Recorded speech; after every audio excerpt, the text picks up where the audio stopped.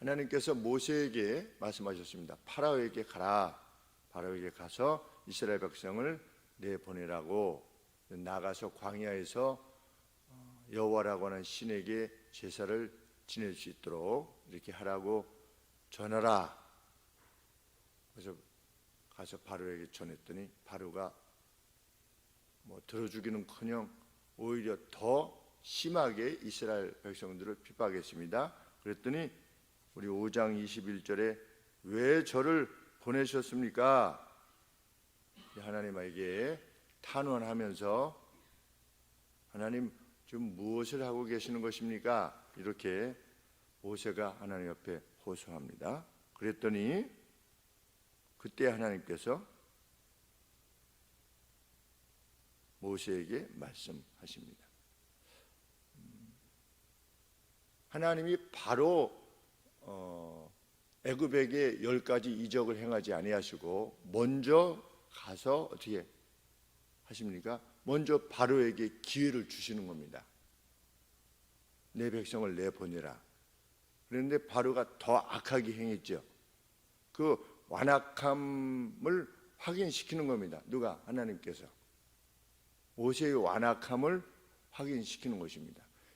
이토록 바로가 원치 아니하고 그의 힘으로 그것을 막아서려고 하지만 나는 전능한 하나님이라 라고 하는 것을 보여주시는 겁니다. 일단 하나님은 이방 백성이라고 해서 무조건 가서 어떻게 하시는 것이 아니고 일단 기회를 주시죠. 왜? 이방 백성들도 하나님이 지어낸 창조물이기 때문에. 우리가 지금 예수님을 믿지 않는 사람에 대해서도 선대하는 이유가 무엇입니까? 우리 예수님 믿는 사람끼리만 친해지는 것이 아니라 믿지 않는 사람들과도 우리가 교류하고 힘을 다해서 사랑을 주려고 하는 이유가 무엇입니까? 하나님의 이미지가, 하나님의 형상이 그들에게도 있기 때문에 우리가 그들과 우리 자신을 영적으로는 구별해야만 되지만 어떤 육적으로 어떤 다른 존재로 이해하려고 하지 않는 이유나 마찬가지입니다.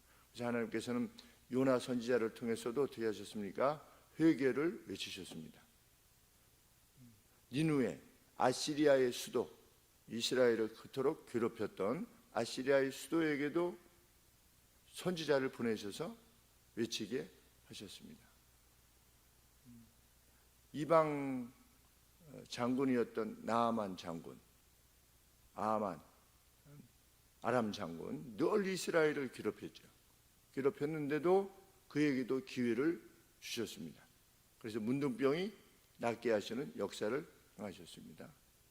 바로에게도 하나님이 먼저 기회를 주시는 겁니다. 그런데 바로가 악하게 하나님의 말씀을 대적했던 것입니다. 하나님이 비로소 말씀하고 계시는 겁니다. 6장 1절에 이제 내가 바로에게 하는 일을 내가 보게 될 것이다. 모세야, 어떻게 할 거다? 내가 강한 손을 더함으로 바로가 이스라엘 백성들을 보내게 될 것이다. 그런데 그냥 이제 가라 이 정도가 아니고 바로가 내가 어떤 일을 행하게 되면 그가 이스라엘 백성들을 그냥 몰아낼 것이다. 3가지 단계가 있지 않겠습니까? 보내라고 할 때 처음에 그래 보내마, 기껍게 보내는 것. 2번째는 그래 내가 보내마, 좀 마음에 좀 불편함이 있어도 그냥 보내는 거. 마지막으로는 빨리 나가라고 하는 겁니다. 쫓아내게 될 것이다. 그런데 지금 어떤 상황입니까? 아주 그냥 보내마 정도가 아니라 무엇입니까? 아주 악하게 지금 바로가 막아서고 있지만 어떻게 할 것이다? 이 상태가 되게 할 것이다. 내가 너희를 보내나 봐라. 더 악하게 내가 너희들을 상대할 것이다. 이런 악함이 어떻게 될 거다? 빨리 나가만 다오 라고 하는 상황이 될 것이다. 어떤 것으로 인해서 내가 강한 손으로 그를 상대할 것이다. 그 과정에서 하나님이 이스라엘의 하나님이라고 하는 이 여호와 하나님이 어떤 능력으로 그들에게 행하실 것인가에 대해서 그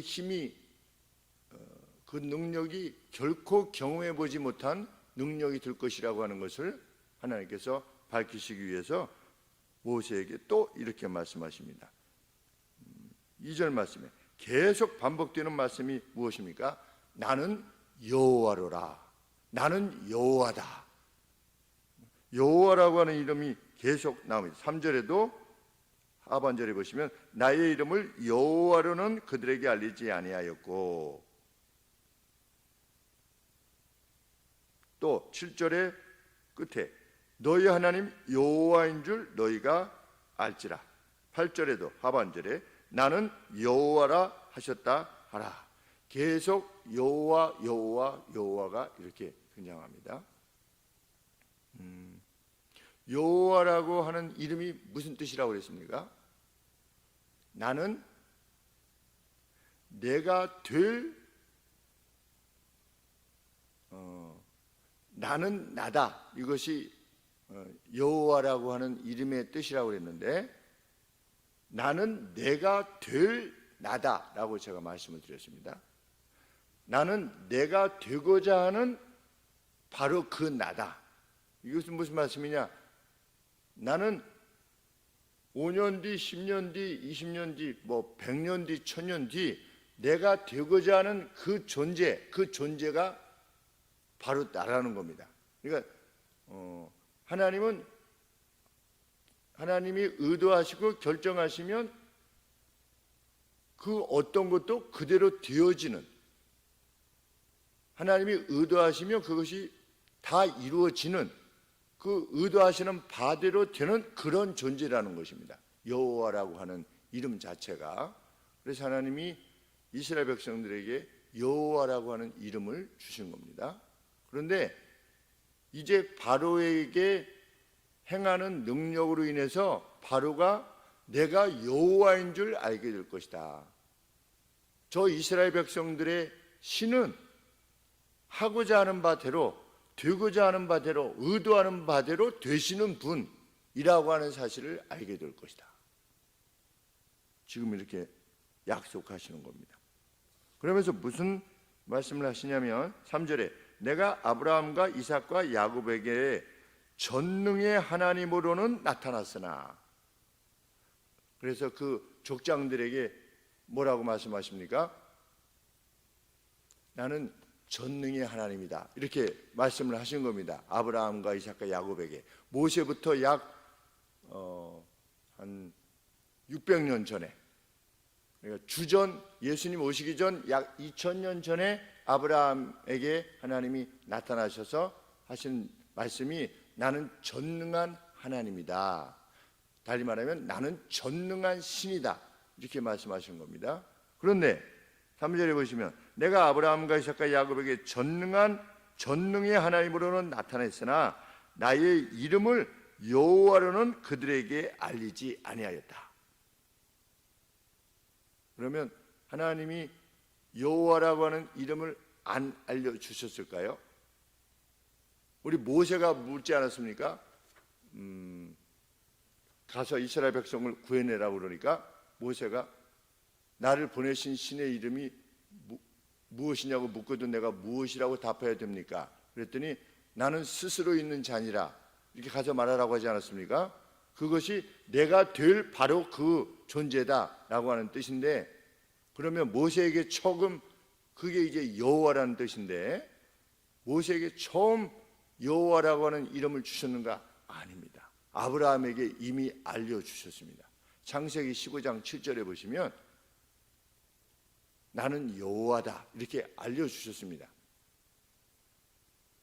그런데 여기서는 아브라함과 이삭과 야곱에게는 나의 이름을 여호와라는 그들에게 알리지 아니하였다. 이게 무슨 뜻이냐?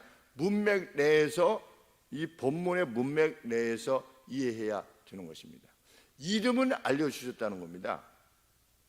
이름은 알려주셨는데 그 여호와라고 하는 이름이 지닌 영광이 어떤 것인가는 아브라함, 이삭, 야곱도 경험하지 못했다는 겁니다. 전능의 하나님으로는 아브라함, 이삭, 야곱에게 보여주셨는데 전능의 신이라고 하는 이 이름보다 어떤 이름이 더 크다는 겁니까? 여호와라고 하는 이름이 더 크다는 겁니다. 그런데 전능의 하나님으로는 그들에게 보여주신 거예요. 그러면 어떻게 보여주셨습니까? 아브라함이 318명인가요? 14명인가를 집에서 기르던 그 사람들을 데리고 가서 연합군하고 싸워가지고 조카를 구출해내지 않았습니까? 그런데 그 연합군의 그 실체가 뭐냐? 지금의 메소포타미아 문명, 지금의 이라크, 쿠웨이트 이쪽 그 연합군하고 싸운 겁니다. 몇 명 가지고? 310 몇 명 가지고. 그래서 승리하고 돌아온 겁니다. 그러면 무엇을 경험했겠습니까? 아브라함이 전능의 신, 네. 내가 섬기는 나를 이렇게 보내신 갈대아 우르에서부터 지금의 이라크의 바그다드, 그 갈대아 우르서부터 이렇게 초승달 루트를 타고 이렇게 보내신 신이 정말 전능하신 하나님입니다. 또 아브라함은 무엇을 경험했습니까? 소돔과 고모라를 불과 유황으로 멸망시키셨죠. 그 하나님도 아브라함은 경험한 겁니다. 이미 전능의 하나님으로는 내가 보여줬지만 여호와로는 그들에게 나를 알리지 않았다. 이름은 주셨는데 여호와라고 하는 이름이 지닌 그 영광, 그것을 어떻게 할 거다? 이제 너희들에게 보여줄 거라는 겁니다. 아브라함과 이삭과 야곱조차도 경험하지 못한 여호와로서의 능력을 너희가 이제 내가 애굽에게 베푸는 것을 너희가 보게 될 것이다. 이렇게 모세에게 약속하시는 겁니다. 얼마나 장엄한 말씀인지 알 수 없는 겁니다. 모세는 어디까지만 이해했겠습니까? 아브라함의, 이삭의, 야곱의 하나님까지만 이해했겠지요. 소돔과 고모라 멸하시고 연합군 이기게 하시고 100세 때에 아기를 주시고 그 정도로 하나님을 이해했는데 자신을 보내신 하나님이 그 이상이라는 것을 보게 될 것이다. 하나님이 약속하신 겁니다. 하나님은 보여주십니다. 웬만하면 보여주십니다. 그리고 나서 믿으라고 하시는 겁니다. 그냥 믿어 이렇게 안 하신다는 겁니다. 사도들도, 초대교회 때 사도들도 말씀을 전하면서 말씀과 함께 뭐가 같습니까? 표적과 기사가 함께 동반되었습니다. 왜냐하면 우리는 아무것도 보지 못하고 듣지 못한 채로 믿기가 어려운 존재들이기 때문에 하나님께서 사랑하셔서 보여주시는 겁니다. 도마가 의심하지 않았습니까? 도마가 정상이지요. 사람이 죽었다가 다시 살았다는데, 다들 봤다는데 못 믿은 도마가 더 정상이지요, 사실은. 근데 예수님이 나타나셔서 내가 그동안 그렇게 말했는데도 그것도 못 믿어? 이렇게 하시지 않고 어떻게 하셨습니까? 그냥 도마가 함께 있을 때 나타나시지 않았습니까? 도마가 보고 믿었습니까? 예수님 옆구리에 이게 찔리신 거 보고 믿었습니까? 손에 상처를 보고 믿었습니까? 어떻습니까? 제가 누누이 말씀드리는데, 부활하신 예수님 옆에 상처가 있었을까요? 없지요. 있을 수가 없는 거죠. 부활하신 몸은, 예수님은 다시금 영광의 주로 이제 승귀하셨죠. 예수님의 부활이, 그러면 만약에 우리의 부활이 그런 것이라면 그 뭐 뼈 부러졌던 거 우리 다시 부활했을 때 다시 부러진 채로, 누가 뭐 사고로 인해서 죽었다가 부활하면 그 사고 입은 채 마지막 모습으로 부활한 거 아니겠습니까? 그런 식으로 이해한다면, 그것이 아니라 예수님이 나타나셨을 때 도마가 자신에게, 그 제자들에게 나타나신 예수님을 보자마자 어떻게 된 겁니까? 보자마자 예수님이라고 하는 것을 인식한 겁니다. 그래서 바로 예수님 앞에 경배하게 되는 것입니다. 예수님은 보여주십니다. 그래서 누누이 말씀드리시지 않습니까? 너희는 여호와의 선하심을 맛보아 알지어다. 맛을 봐라. 뭐 아무것도 안 보여주시는데 어떻게 맛을 보겠습니까? 너희가 나를 간절히 찾고 찾으면 나를 만나게 될 텐데, 나를 만나게 되면 네가 나를 영화롭게 하게 될 것이다. 그러니 어떻게 해라? 나를 간절히 찾아라. 그런데 간절히 찾지도 않았는데 미리 보여주시면 대체로 사람들이 어떻게 생각하게 됩니까? 오, 신기하네. 그리고 많은 겁니다. 야, 운때가 좋아서 뭐 이렇게. 어떻게 이렇게 됐지? 그냥. 그런데 간절히 기도하는 가운데 어떤 일이 이루어지면 하나님이 들어주시는 것을 우리가 받아들일 수 있는데, 기도하지 않은데 어떤 일이 그냥 저절로 되면 재수가 좋구나 이 정도로 생각하지, 뭐 하나님께 영광을 돌립니다 안 하지요. 그러니 하나님께서 간구하라고 하는 것입니다.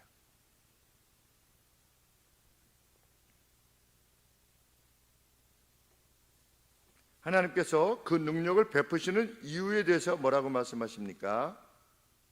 4절 말씀에 가나안 땅 곧 그들이 체류했던 땅을, 아브라함과 이삭과 야곱이 가나안 땅에 체류하고 있었죠.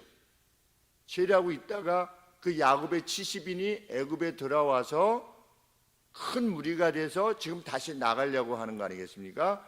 그 이전에 체류했던 땅을 내가 그들에게 주기로 약속했기 때문이다. 그래서 내가 이제 그 약속을 이루려고 지금 시작하려고 하는 것이다. 그런데 그 약속을 주셨는데 그 약속대로 이방의 이 애굽인들이, 애굽의 바로가 너희를 괴롭게 해서 너희의 부르짖음이 내게 들렸기에 내가 너희의 조상이었던 아브라함과 이삭과 야곱과 맺었던 그 약속을 기억해서 이제 어떻게 할 거다. 내가 이스라엘 백성들을 지금 이끌어 나갈 것인데 큰 능력으로, 큰 팔로 내가 이 일을 감당하게 될 것이다. 이게 지금 말씀하고 계십니다. 6절 말씀에 그러므로 이스라엘 자손에게 가서 말해라. 뭐라고? 나는 여호와라. 내가 애굽 사람의 무거운 짐 밑에서 너희를 빼어낼 것이고 그 고역에서 너희를 건질 것이며 편팔과 큰 심판으로, 여기 재앙으로 되어 있는데 큰 저지먼트로, 큰 심판으로 너희를 구속하여 낼 것이다. 이렇게 말하라고 하는 것입니다. 편팔로, 쭉 뻗은 팔로 너희를 건져낼 것이다. 하나님의 능력을 너희들이 보게 될 것이다. 그리고 두 번째, 그 능력을 베품이 애굽 사람에게는 큰 심판이 될 것이다. 그러니까 이중적인 것을 하나님이 이루시겠다는 겁니다.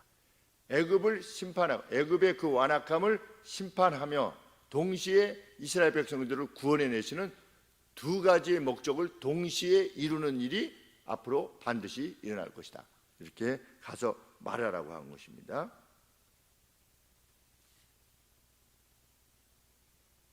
(7절) 말씀에 그 다음에 어떻게 할 것이다. 너희로 내 백성을 삼고 나는 너희 하나님이 될 것이다. 언제 이스라엘이 하나님의 백성이 되었습니까? 언제 하나님이, 백성이라고 하는 것은 왕이 있어야 되지 않습니까? 왕. 그리고 백성이라고 하는 것은 어떤 나라가 있어야지 백성이 되는 거 아니겠습니까? 그럼 나라를 구성하는 그것이 무엇입니까? 나라가 건립되면 제일 먼저 뭐가 있어야 됩니까? 헌법이 있어야 되죠. 국가를 구성할 때 헌법이 있지 않습니까? 그리고 지도자가 있지 않습니까? 그러면 이스라엘 백성들을 내 백성으로 삼을 것이다 라고 말씀하셨습니다. 그러면 달리 말하면 내가 헌법을 줄 것이다. 그리고 내가 그들의 왕이 될 것이다 라고 하시는 말씀이지요. 언제 그렇게 되었느냐? 출애굽한 뒤에 시내산에서 하나님이 모세를 통하여 무엇을 주셨습니까? 하나님 나라의 헌법인 율법을 주셨습니다. 그래서 시내산에서 이 이스라엘 백성과 하나님 사이에 언약을 맺었습니다. 하나님은 이스라엘의 왕이 되어 주실 것이고, 그 왕이 주관하는 헌법은 무엇입니까? 율법이고, 너희들이 나를 따르면 어떻게 할 것이다? 내가 너희를 보호할 것이다. 지키고 이끌 것이다. 그러나 너희가 나를 버리면 어떻게 될 것이다? 나도 너희를 버리게 될 것이다. 이런 약속을 맺게 된 것입니다. 그런데 하나님이 이것을 먼저 말씀하신 것입니다. 내가 나의 편팔로, 큰 팔로 너희를 이끌어 낼 것이다. 그 다음에 시내 산에 가서 내 백성으로 너희를 삼을 것이다. 이렇게 지금 말씀하고 계시는 것입니다. 7절에 너희로 내 백성을 삼고 나는 너희 하나님이 될 것이다. 어디서? 시내 산에서 나는 애굽 사람의 무거운 짐 밑에서 너희를 빼어낸 너희 하나님 여호와인 줄 너희가 알지라. 그 시내 산 밑에서 그 율법을 받게 될 때, 우리를 이끌어내신 분이 이런 신이시구나 라고 하는 것을 너희들이 알게 될 것이다. 내가 여호와라고 했을 때 여호와라고 하는 이름이 지닌 영광이 어떤 것인가를 너희가 반드시 보고 인식하게 될 것이다. 그랬는데 출애굽기 19장에 보면 하나님이 시내산에 강림하셨죠. 빽빽한 구름 가운데 막 번개도 치면서 그 사람들이 어떻게 했습니까? 무서워서 하나님이 이 산에 올라오지 말아라 하고 했을 때 막 백성들이 하나님이 시내산 위에 임재하시는 여호와라고 하는 신이 임재하시는 그 모습을 보고 놀라서 하나님을 경외할 수밖에 없게 되었죠. 내가 여호와인 줄 너희들이 알게 될 것이다. 우리가 기도할 때 무엇이라고 기도합니까? 여호와 하나님 이렇게 기도하지 않습니까? 그 여호와라고 하는 이름이 지닌 영광이 그것이라는 겁니다.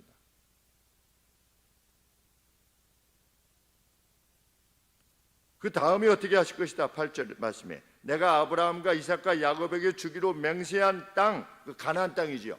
너희를 인도하여 드릴 것이다. 시내산에서 한 다음에 어떻게 했습니까? 계속해서 이동을 했지요. 이동을 해서 10하루거리면 그 이스라엘 남부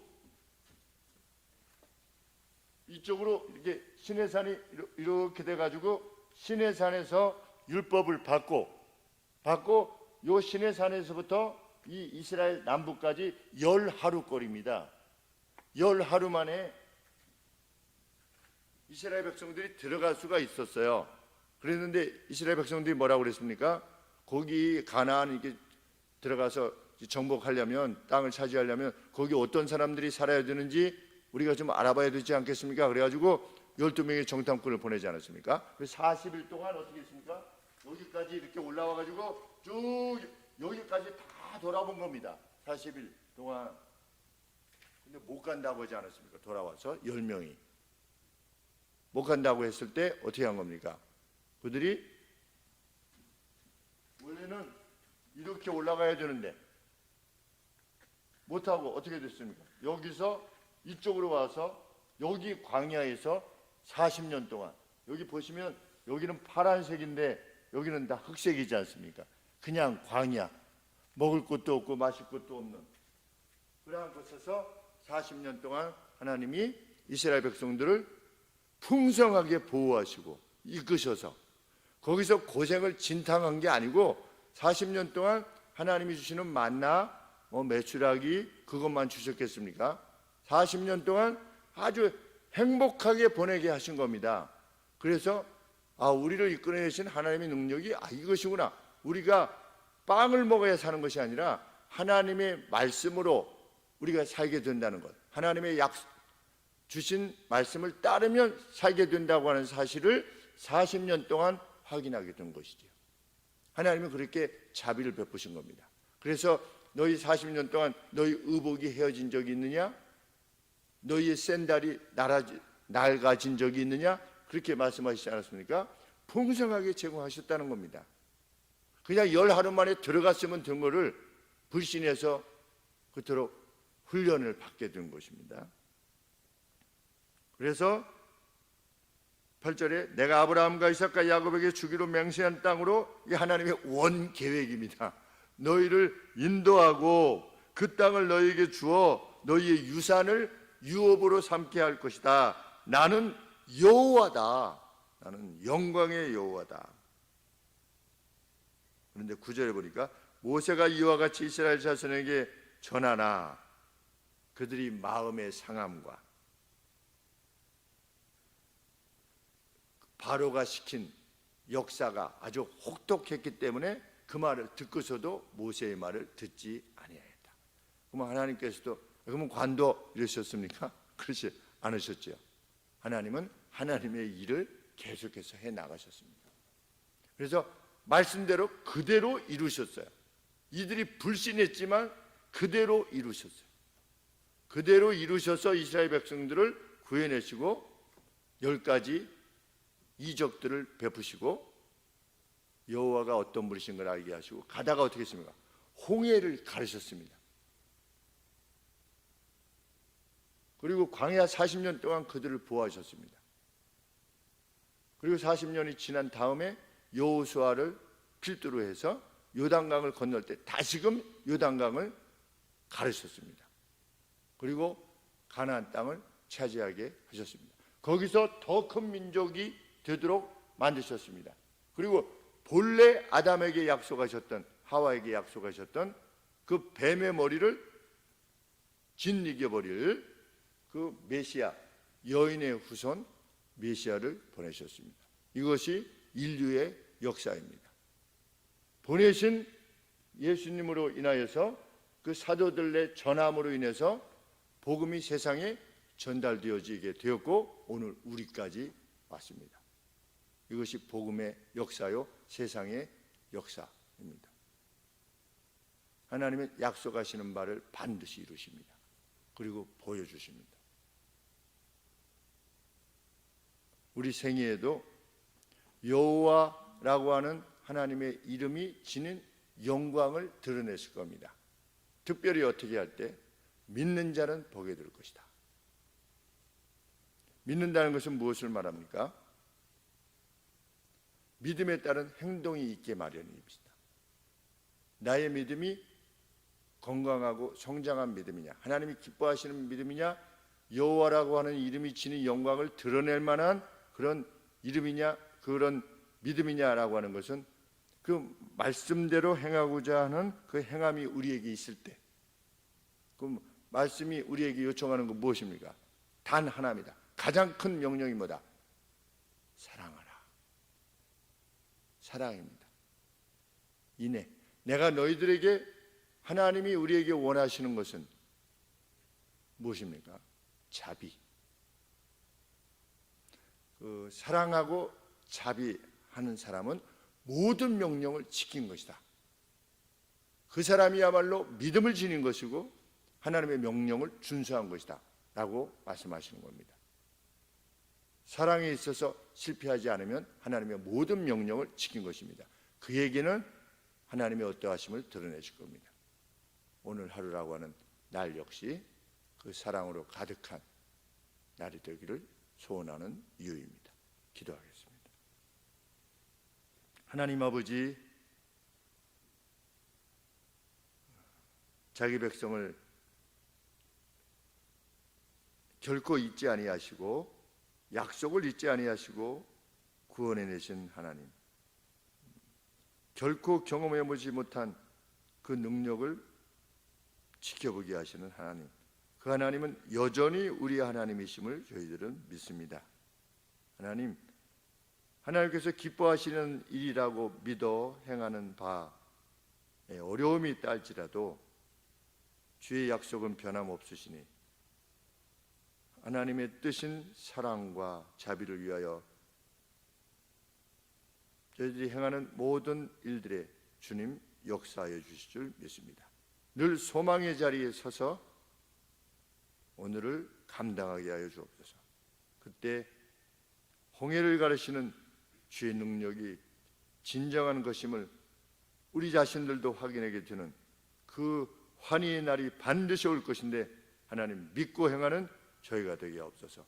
예수님의 이름으로 기도합나이다. 아멘.